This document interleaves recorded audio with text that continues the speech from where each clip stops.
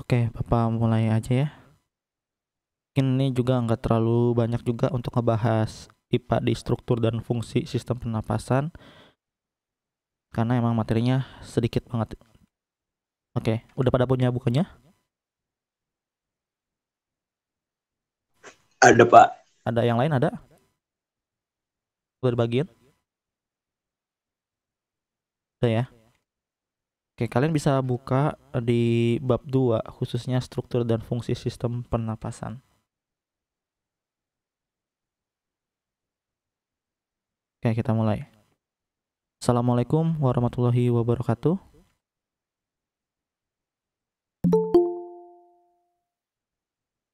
Waalaikumsalam.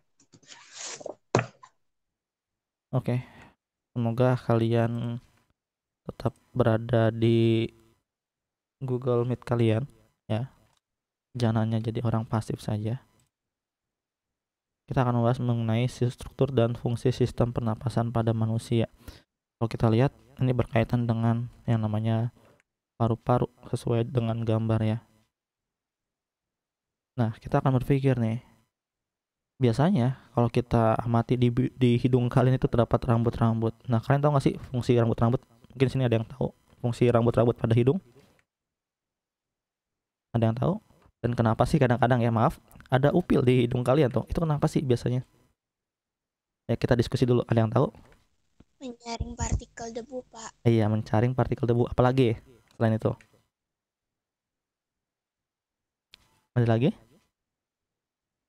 Ada lagi yang namanya adalah virus. Jadi kalau misalkan kalian nih iseng aja, ya misalkan nyukur bulu hidung, emang kita keisengan kalian gitu ya. Nah itu harus hati-hati. Kenapa? Karena kalau misalkan satu rambut aja mengurangi penyaringan, itu sangat berbahaya bagi pernapasan kalian. Karena kenapa? Paru-paru itu kalau misalkan sudah termasuk virus, itu akan lebih cepat menyebarnya. Oh, jadi harus berhati-hati ya. Dan dipikirkan juga, jangan sekali-sekali motong bulu hidung gitu. Kalau misalkan mencabutnya keluar dari hidung nggak apa-apa. Nah, sekarang kita lanjut ke struktur dan fungsi sistem pernapasan pada manusia. Oke, kita ke pengertiannya ya. Jadi, respirasi adalah proses pertukaran gas yang terjadi di dalam tubuh makhluk hidup. Pertukaran gasnya apa? Dari oksigen menjadi karbon dioksida ya. Jadi pertukaran di dalam tubuh kalian, mengeluarkan karbon dioksida, menghirup oksigen. Nah, sama seperti tidak hanya pada manusia sebenarnya proses respirasi ini ada juga di hewan ya. Akan tetapi kita akan membahas di manusianya terlebih dahulu. Oke. Kita lihat respirasi ini terbagi menjadi 3 proses. Ada yang namanya bernafas atau ventilasi paru-paru. Nah, ini merupakan proses menghirup udara atau inhalasi dan menghembuskan udara ekshalasi yang melibatkan pertukaran udara antara atmosfer dengan alveolus paru-paru. Jadi ini pertukaran udaranya ada di alveolus paru-paru. Nah, yang kedua adalah respirasi eksternal. Yang namanya eksternal itu berada di luar. Nah, jadi ini merupakan pertukaran gas antara alveolus paru-paru dengan darah di dalam pembuluh kapiler. Nanti kita akan lihat ya pembuluh kapiler, alveolus itu ada di mana sih sebenarnya, bentuknya seperti apa sih gitu. Pada proses tersebut, darah dalam kapiler ini mengikat O2 ya dari alveolus dan melepaskan karbon dioksida ya. Nah, kalau CO aja monoksida, mono itu kan satu ya. Kalau misalkan dioksida, di itu berarti CO-nya 2 ya. Jadi bedanya seperti itu. Ini menuju ke alveolus. Nah, berarti di alveolus ini juga pertukaran ya, pertukaran antara O2 atau oksigen dengan karbon dioksida. Padahal di sini oksigen ya, O2 itu oksigen, tapi kok di sini karbon dioksida. Jadi beda ya. Nanti kalian mempelajari lebih lanjut. Kalau misalkan kalian masuk SMA, kenapa sih ada perbedaan antara oksigen dengan karbon dioksida? Penamaannya gitu. Nah, yang ketiga adalah respirasi internal. Ini merupakan pertukaran gas-gas antara darah di dalam pembuluh kapiler jaringan tubuh dengan sel-sel atau jaringan tubuh. Nah, ketiga ini adalah proses dasar dalam pertukaran yang terjadi di dalam tubuh manusia gitu.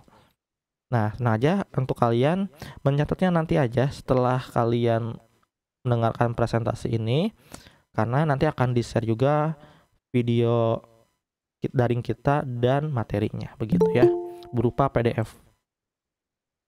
Nah, lanjutnya kita kepada proses tersebut ya, si darah ini melepaskan O2 dan mengikat CO2 di dalam sel tubuh. Nah, CO2 ini atau oksigen ini ya, kita sebutnya ini oksigen.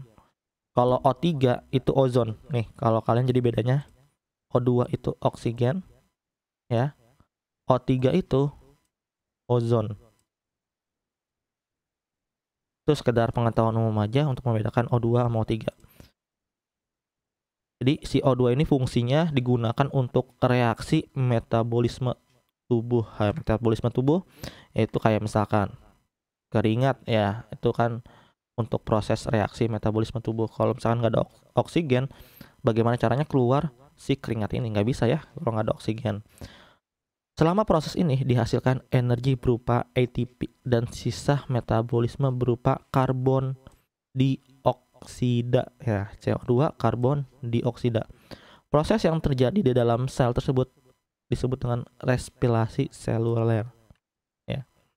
Jadi ini namanya pengangkutan energi menghasilkan respirasi seluler. Nah, selanjutnya cara struktural ya. Sistem pernapasan tersusun atas dua bagian utama manusia. Yang pertama, sistem pernapasan bagian atas meliputi hidung dan faring. Nah, hidung itu apa dan faring itu di bagian mana gitu ya. Sistem pernapasan bagian bawah meliputi laring, beda ya. Laring sama faring sama laring. Beda. Dan trakea, bronkus dan paru-paru itu ada di bagian bawah. Nah, secara fungsional sistem pernapasan itu tersusun atas dua bagian. Nah, yang pertama kita akan lihat ke zona penghubung. Kalian lihat di sini. Tadi kan ada yang membahas namanya kapiler ya. Kapiler itu bentuknya seperti ini dalam tubuh manusia. Kalau kalian pernah melihat kurban hewan, nah kalau ada bagian yang dipotong seperti ini paru-parunya, nah ini namanya pembuluh kapiler. Jadi dari rongga hidung ke faring dulu baru ke laring. Nah, faring ini apa? Tempat penyeleksian antara makanan dan juga pernapasan. Jadi ini buka tutupnya tuh ada di faring. Jadi kenapa sih kalian bisa tersedak ya? Kalau bisa tersedak itu biasanya dari mulut naik lagi ke hidung gitu. Biasanya itu namanya yang tersedak itu. Nah, zona penghubung ini tersusun atas serangkaian rongga dan saluran yang saling berhubungan baik di luar maupun dalam paru-paru. Sampai sini ada yang mau tanyakan terlebih dahulu?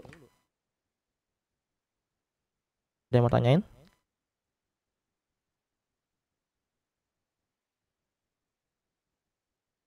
Ada yang mau tanyakan?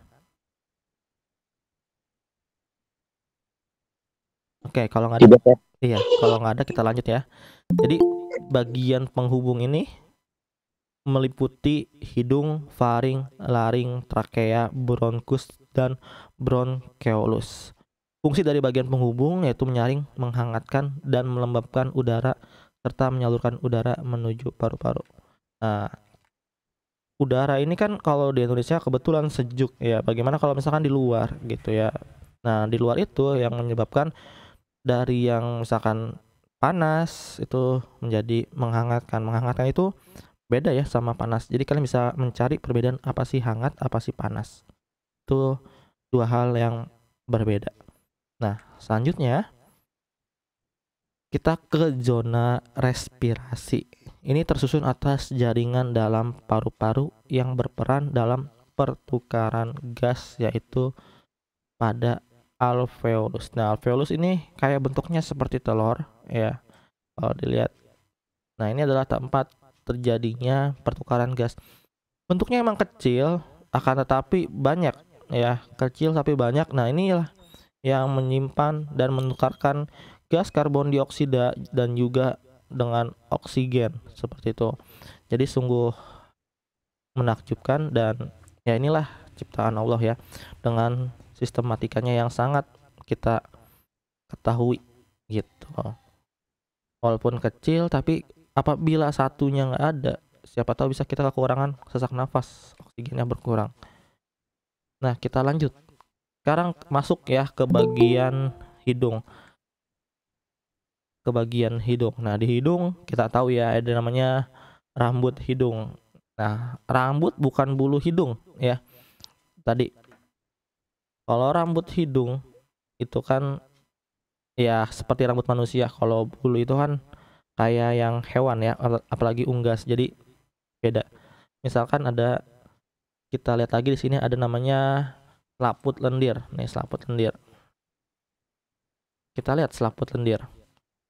Hidung merupakan organ pernapasan yang langsung berhubungan dengan udara. Nah, kenapa? Kalian pernah lihat mungkin di suatu video ya di sosial media ada tuh orang yang iseng menyabut bulu hidung ya. Sebisa mungkin jangan ya, jangan diikutin karena kenapa? Itu tempat buat menyaring tadi. Menyaring partikel-partikel terkecil. Nah, ditambah apa? Jadi fungsi si rambut ini tidak hanya sendiri tetapi dibantu dengan selaput lendir. Nah, selaput lendir ini juga menyaring virus. Kenapa sih kadang-kadang kalau kita menghirup udara itu tiba-tiba bersin gitu ya? Nah, ini bisa jadi ada virus masuk tetapi dalam kekebalan tubuh manusia itu bisa langsung bereaksi dengan cepat. Mengapa bisa batuk seperti itu? Virusnya langsung dikeluarkan.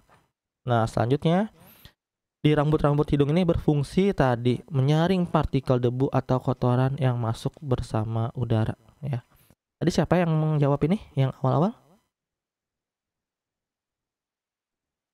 Kisti, Pak. Kisti ya. Wah, jadi udah baca ya sedikit. Jadi fungsi rambut hidung itu menyaring kotoran sama partikel debu. Nah, kalau kita lihat ya, partikel debu dalam mata kalian itu nggak kasat mata sebenarnya ada. Akan tetapi yang namanya sistem kekebalan manusia itu dia udah siap menyaring. Kenapa sih kenapa ada, maaf ya, kayak ada upil gitu. Nah, upil itu adalah kotoran bekas saringan partikel-partikel debu kalian gitu. Kenapa makanya ada orang upil? Sebenarnya baik buat bagi kesehatan karena di hidung itu jangan sampai menumpuk partikelan yang kotor gitu. Tapi jangan dipeperin juga ya. Kita lanjut. Selaput lendir ini sebagai perangkap benda asing yang masuk terhirup saat bernapas, misalnya debu, virus, dan bakteri. Nah, Bapak juga ngejelasin bahwa bakteri ini gak semuanya buruk ya. Kalau kalian lihat yang namanya ikan Yakult ya, ada bakteri. Nah, bakteri juga bisa kita konsumsi, tetapi ada yang baik dan ada yang buruk. Kalau virus itu semuanya buruk ya, dikatakan buruk gitu. Beda ya antara virus dan bakteri. Ini sebagai tambahan juga. Kita lanjut ke konka. Ini kalian lihat nih konka. Ada yang namanya konka normal, ada yang bengkak. Nah, di bagian ini kalau kita kadang-kadang mampet hidungnya bisa jadi konkanya bengkak ya. Jadi menutup saluran pernapasan kita yang biasanya bisa lewat sini. Kalau dia terjebak ya menjadi mengecil, itu pernapasannya otomatis akan sulit gitu. Nah, ini juga berhubungan dengan sinus sebenarnya kalau hidung. Kita lanjut. Si konka ini mempunyai banyak kapiler darah yang berfungsi menyamakan suhu udara yang terhirup dari luar dengan suhu tubuh atau menghangatkan udara yang masuk ke paru-paru. Kita lanjut lagi ke bagian faring. Nah, faring sama luring beda ya. Kalau faring itu seperti ini nih, faring. Faring itu adalah pembatas antara udara yang masuk ke hidung sama makanan. Jika kita makan, ini bisa jadi otomatis tertutup ke sini. Ya, jadi ini sistemnya udah otomatis gitu ya, buka tutup gitu. padahal kita nggak mengaturnya. Nah, ini adalah otomatis sistem tubuh yang diberikan Allah kepada manusia. Selanjutnya, faring merupakan organ pernapasan yang terletak di belakang rongga hidung hingga rongga mulut dan di atas laring. Jadi ada laring, laring itu di bawah setelah masuk antara faring. Gitu. Kita lanjut lagi ke dinding faring, ini tersusun atas otot rangka yang dilapisi oleh membran mukosa. Nah, dan kalian juga harus hati-hati ya, jangan sampai kepala kalian, lehernya ini terpukul ataupun terjatuh ya, karena nanti akan menyebabkan sistem kalian kesulitan membedakan antara makanan, minuman dan udara ya. Nah, kontraksi dari otot rangka tersebut membantu dalam proses menelan makanan. Fungsi faring juga sebagai jalur masuk udara dan makanan, ruang resonasi suara, serta tempat tonsil yang berpartisipasi pada reaksi kekebalan tubuh dalam melawan benda asing. Nah, tonsil ini yang membuat kita batuk jika virus itu berhasil masuk dari rambut hidung ke lendir, lalu bisa sampai sini, dan kita bisa tersedak itu karena adanya tadi tonsil, gitu ya. Kita lanjut ke laring. Kalau tadi faring, sekarang laring. Nah, kalau kita lihat di sini nih, ya ada namanya epiglottis, kecil ya, padahal ya kecil. Kalau kalian lihat, wah nih kayak nggak ada gunanya, padahal sebenarnya sangat berguna. Gunanya apa sih? Kita akan bahas. Laring ini ruang suara yang merupakan organ pernapasan yang menghubungkan faring dengan di trakea. Di dalam laring terdapat epiglottis dan pita suara tentunya. Nah, ini juga sama ya, kalian pernah batuk nggak secara tak sengaja? Ya, kalau pertanyaan ini tadi kita udah jawab ya. Ini juga ada namanya epiglottis.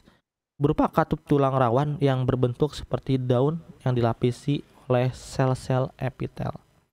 Ini berfungsi untuk menutup laring sewaktu menelan makanan atau minuman. Apabila ada partikel kecil seperti debu, asap, ataupun minuman yang masuk ke dalam laring, akan terjadi refleks batuk yang berfungsi untuk mengeluarkan partikel tersebut dari laring itu. Nah, kadang-kadang kalau kita batuk kan ada keluar air ya dalam mulut kita ya, di tangan kita. Misalkan kalian menutup mulut, nah sebisa mungkin langsung buru-buru cuci tangan, karena kan itu sistem kekebalan manusia yang mengeluarkan virus secara refleks gitu. Oke, kita lanjut lagi ke trakea. Nah, tadi laring itu kan seperti ini ya. Trakea itu adalah percabangan yang nantinya akan masuk ke bronkus ya. Jadi di sini kita bisa definisikan saluran yang menghubungkan laring dengan bronkus. Udara yang telah masuk ke laring selanjutnya masuk ke trakea atau batang tenggorokan. Nah, trakea memiliki panjang sekitar 10 sampai 12 cm dengan lebar 2 cm. Mungkin kalian mau iseng ngukur sendiri? Ya, bisa itu ya.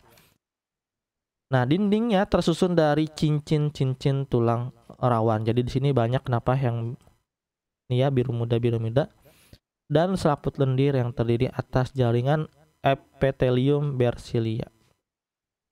Nah, fungsi silia ini adalah ya pada dinding trakea untuk menyaring benda asing yang masuk ke dalam saluran pernapasan. Kita udah berapa kali ngelihat yang namanya penyaringan dari hidung, dari faring, dari luring, dari laring, terus ke trakea. Jadi udah ada 4 sistem penyaringan udara yang ada dalam tubuh manusia. Begitu banyaknya ya, ada 4. Kita lanjut lagi. Sekarang ke bronkus. Nah, di bronkus ini ada yang namanya bronkus kanan dan juga ada bronkus kiri. Dan di bronkus kiri itu biasanya ada bronkus premier. Kalau misalkan kalian kok ini bronkus kanan ya, kalian lihatnya di dalam tubuh kalian, di tangan kanan ya, seperti itu. Nah, pada bagian paling dasar dari trakea ini percabangan menjadi 2 ya, disebut dengan bronkus. Masing-masing bronkus itu memasuki paru-paru kanan dan paru-paru kiri.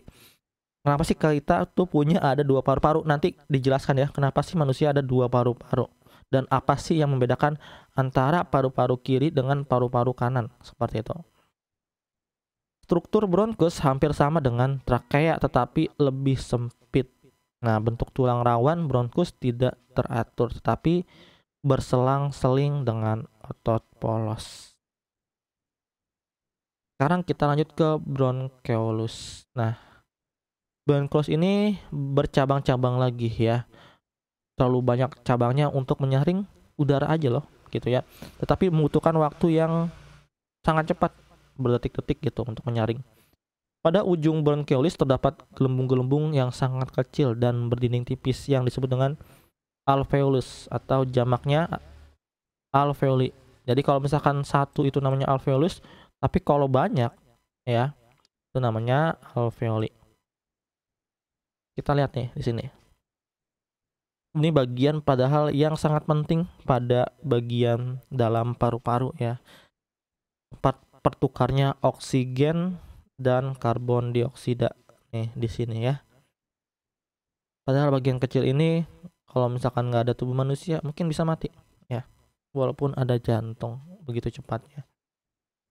Nah, paru-paru ini merupakan alat pernapasan utama ya.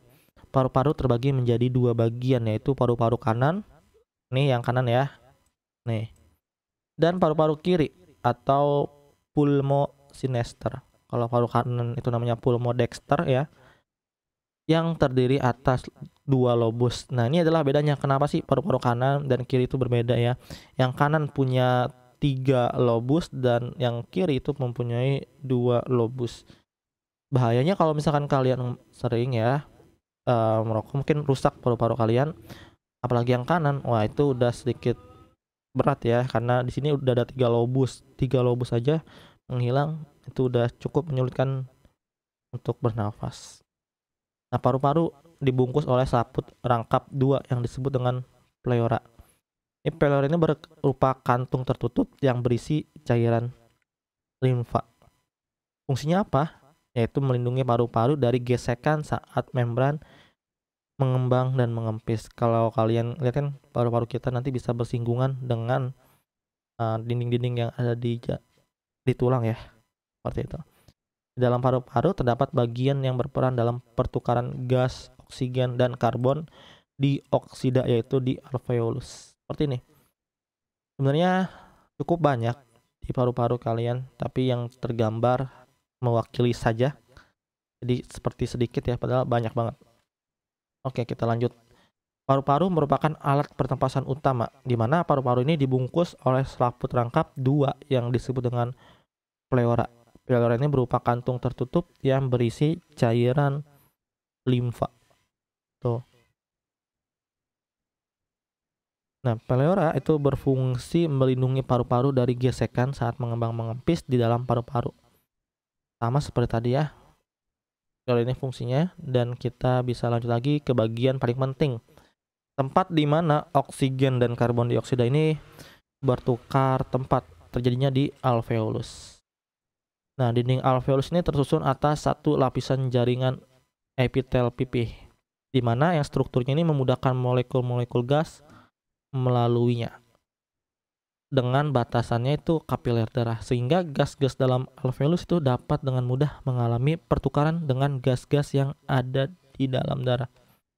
Adanya gelembung-gelembung alveolus ya yang seperti balon ini memungkinkan pertambahan luas permukaan untuk proses pertukaran gas. Luas permukaan alveolus ini 100 kali luas permukaan tubuh manusia. Nah, ini jelas-jelas ya dari bacanya aja, luas permukaan alveolus 100 kali lebih luas dari permukaan tubuh manusia.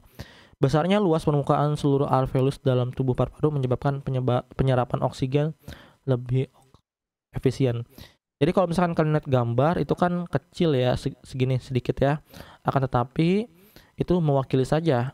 Sebenarnya lebih banyak lagi alveolus dalam paru-paru kalian. Seperti itu. Nah, mungkin dari sini selesai. Ada yang mau bertanya terlebih dahulu?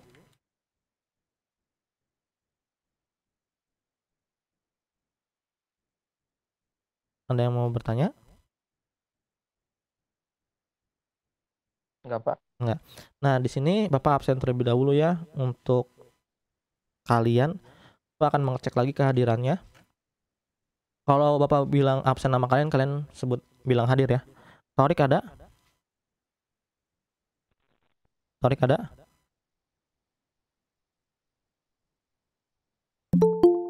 Ada nggak Torik? Nggak ada, Pak. Nggak ada. Kenapa Torik nggak ada? Nggak tahu, tadi di awal kayaknya dia gabung. Dia di awal gabung ya. Oke, ini jadi catatan Bapak juga. Bentar ya. Jangan keluar dulu. Intinya jangan keluar dulu. Bapak mau absen lagi.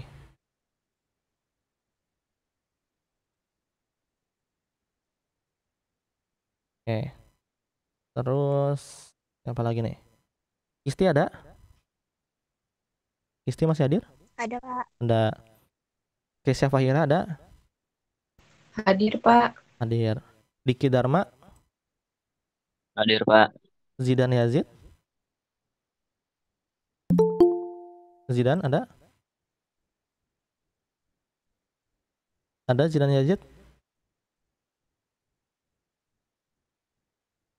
Ada? Oke, Zidan enggak nyaut ya. Jadi enggak hanya kalian absen di Google Classroom tiba-tiba enggak ikut Zoom, enggak seperti itu. Enggak Google Meet ya, enggak seperti itu ya. Nabil Hadir, Pak. hadir. Nabil yang pertama nih ya. Paling rajin. Galih Chandra Kirana ada? Hadir. Hadir. Reza? Hadir. Oke. Nuri ada? Hadir, Pak. Raisa? Raisa ada? Ada Raisa? Raisa ada? Oke, berarti absen doang ya. Lanjut lagi, Maila ada? Hadir, Pak. Hadir. Oke. Selanjutnya, Harnas ada? Harnas ada?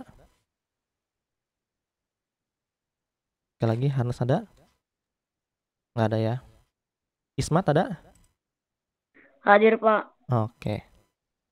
Paradisa? Paradisa hadir? Sekali lagi, Paradisa hadir? Oke, nggak hadir ya. Apa nih jadi catatan Bapak? Selanjutnya, Damar. Ada Damar? Ada, Pak. Hadir. Oke, siap. Isabel? Hadir, Pak. Oke, Siva Alfauzia? Hadir, Pak. Pasya Dwi? Hadir, Pak. Oke. Siapa lagi yang belum kesebut sama Bapak? Muhammad Noval, Pak. Oke, Noval. Noval absen dulu di Google Classroom, Noval. Iya, Pak. Bentar, jangan keluar dulu ya. Nih, Bapak akan mau ngasih tahu juga ke kalian materinya udah Bapak share juga di Google Meet ya. Di Google Classroom, Google Meet lagi. Kelihatan nggak? Kelihatan? Kelihatan, Pak. Iya nih. Kelihatan. Materinya kalian bisa download aja ya. Ya, Pak. Ini kalian download. Nanti kalau recordannya, sebenarnya sistem pernapasan ini kalau kalian mau mengikuti alurnya ya udah alurnya itu misalkan ditanya bagaimana sistem pernapasan pada manusia, berarti dari hidung lalu lanjut ke faring, lalu ke laring, lalu ke trakea, ke bronkus, ke bronkeolus, ke paru-paru, ke alveolus. Seperti itu ya. Jadi berurutan aja kalau misalkan kalian ketemu soal bagaimana sih struktur sistem pernapasan manusia gitu ya. Oke. Mungkin cukup sekian untuk pembelajaran kali ini ya. Nggak terlalu banyak juga karena nanti kalian coba aja kalian kerjakan di halaman yang bagian gangguan sistem pernapasan pada manusia ya. Kalian baca-baca dulu. Nanti kita akan bahas untuk minggu depan. Oke. Mungkin cukup sekian pembelajaran kali ini. Ada yang mau bertanya lagi? Ada yang mau bertanya? Nah, sama seperti halnya ini ya. Ya Nabil, kenapa? Nggak jadi, Pak. Iya. Jadi gini, sistem pernapasan. Sistem pernapasan ini kayak misalkan yang saat ini lagi heboh ya, yaitu Omicron, di mana itu merupakan sebuah virus yang ada di udara. Jika kita menghirupnya, itu kan terjadi pada sistem pernapasan. Biasanya mungkin bagi kalian yang memiliki sistem kekebalan tubuh yang kuat, itu bisa menahannya. Bagi yang lemah, itu akan menurun kekuatan kekebalan tubuhnya. Oke. Mungkin cukup sekian aja pembelajaran kali ini. Mohon maaf bila ada kesalahan. Wabillahi taufiq wal hidayah. Wassalamualaikum warahmatullahi wabarakatuh. Waalaikumsalam. Waalaikumsalam warahmatullahi wabarakatuh. Ya, boleh leave out. Cak, Aca. Ya, Pak.